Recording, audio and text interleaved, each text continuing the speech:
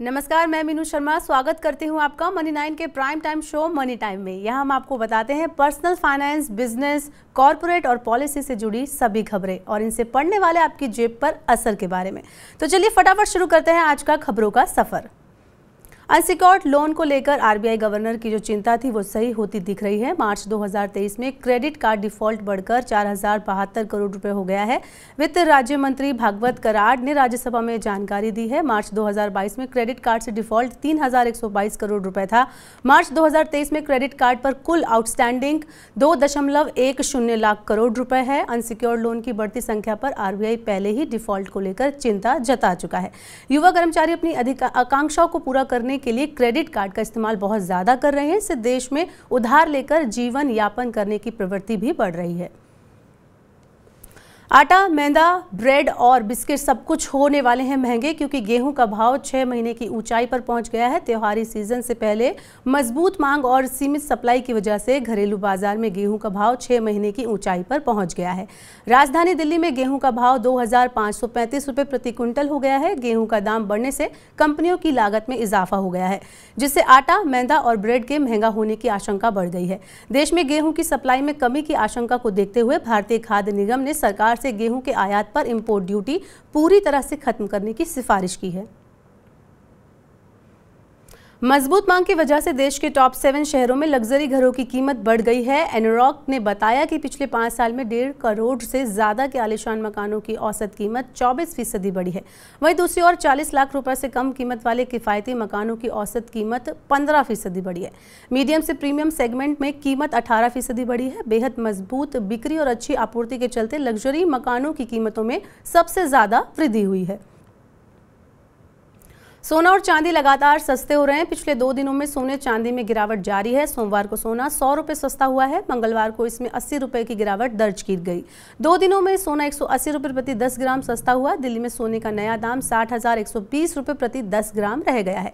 इन 2 दिनों में चांदी करीब 1000 रुपये सस्ती हो चुकी है। चांदी का ताज़ा भाव 74,000 रुपये प्रति किलोग्राम हो गया है।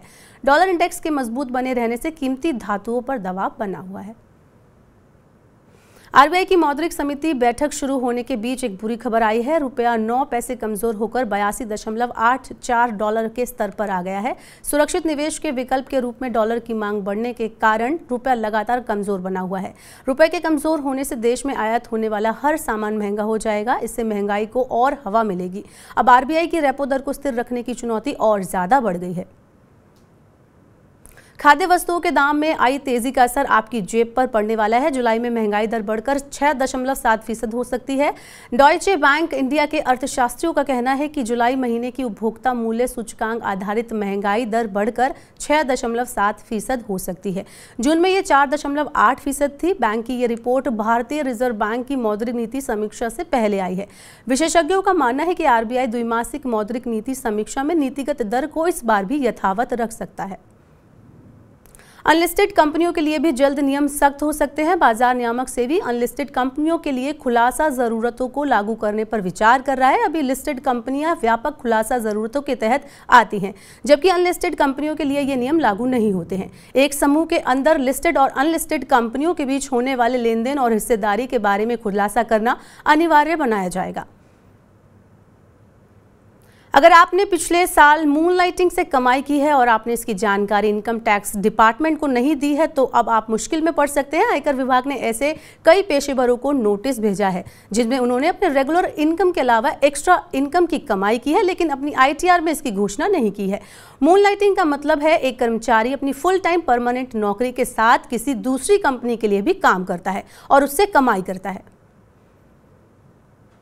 सहारा निवेशकों को अब तक कितना रिफंड मिला है, चलिए आपको बताते हैं। सेबी ने सहारा निवेशकों को पिछले 11 साल में 138 करोड़ रुपए वापस किए हैं।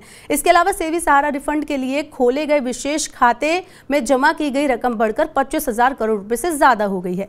सहारा की 2 कंपनियों के ज्यादातर बॉन्ड धारकों के दावा नहीं करने से सेबी 2022-23 में निवेशकों को सिर्फ 7 लाख रुपए की वापस कर सका है।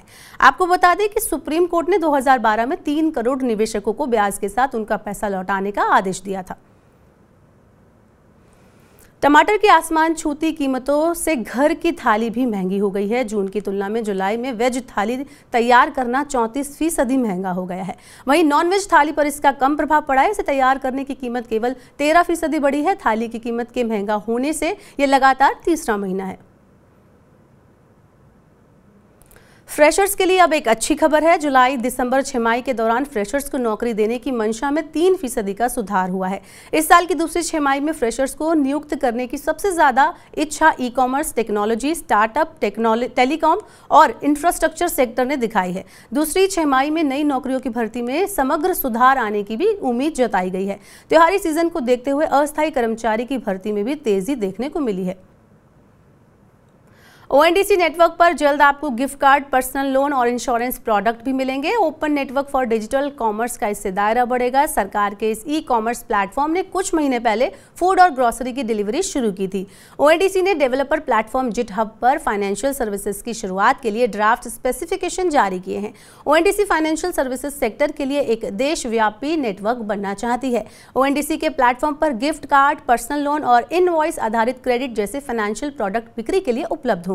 ONDC ने इस बारे में बैंक, NBFC, बायर्स और सेलर्स ऐप्स जैसे पार्टिसिपेंट से फीडबैक मांगा है। तो ये थी आज मनी टाइम की प्रमुख खबरें, बड़ी खबरें। अब वक्त हो गया आपसे विदा लेने का। अब आपसे कल होगी मुलाकात नई खबरों और उनसे पढ़ने वाले आपकी जेब पर असर के साथ। आज का हमारा मनी टाइम आपको कैसा लगा कमेंट बॉक्स में हमें जरूर बताएं। इसके अलावा बने रहिए मनी 9 के साथ। नमस्कार, शुभ रात्रि।